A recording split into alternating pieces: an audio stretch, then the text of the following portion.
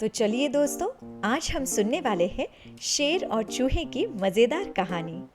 गर्मी के दिन थे और एक शेर अच्छे से खाना खा के अपनी गुफा में झपकी ले रहा था। अचानक से खेलते खेलते एक चूहा शेर की नाक पर चढ़ गया। जैसे ही चूहा शेर के नाक पर चढ़ा तो क्या होना था, शेर जैसे खतरनाक जानवर को चूहे ने जगा दिया। शेर को बहुत गुस्सा आया। शेर अपने पंजे के नीचे चूहे को कुचलने ही वाला था कि नन्हा सा चूहा अपनी जान की भीख मांगने लगा। हे जंगल के राजा, हे जंगल के राजा, मुझे छोड़ दो, मुझे माफ करो, मुझे माफ करो, मुझे छोड़ दो। शेर को उस पर दया आई और शेर ने उसे छोड़ दिया। तब चूहे ने कहा, हे जंगल के राजा, आपने आज मेरी जान बख्श दी।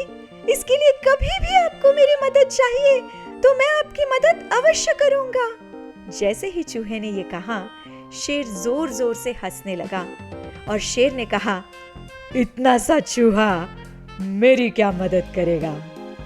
कुछ दिनों बाद जब शेर, जो जंगल के राजा है, जंगल में टहलने निकले और ऐसे ही शिकारियों ने बिछाए हुए जाल में वो फंस गए। जाल में फंसने के बाद वो इतना प्रयास कर रहे थे कि वो उस जाल को तोड़कर बाहर आ पाए, परंतु रस्सियों में वो इस कदर उलझ गए थे कि वो हिल भी नहीं पा रहे थे। तो गुस्से से शेर ने जोर जोर से दहाड़ना शुरू किया और वो दहाड़ पूरे जंगल में गूंज उठी और अंत में बेबस होकर शेर जमीन पर लेट गया। उसकी पुकार जैसे ही प्रत्येक प्राणी तक पहुंच रही थी, वो चूहे तक भी पहुंची और चूहे को समझ में आ गया कि जंगल के राजा किसी मुसीबत में है। चूहा दौड़कर उस स्थान पर पहुंच गया जहां पर शेर जाल में फंसा हुआ था। चूहे ने तुरंत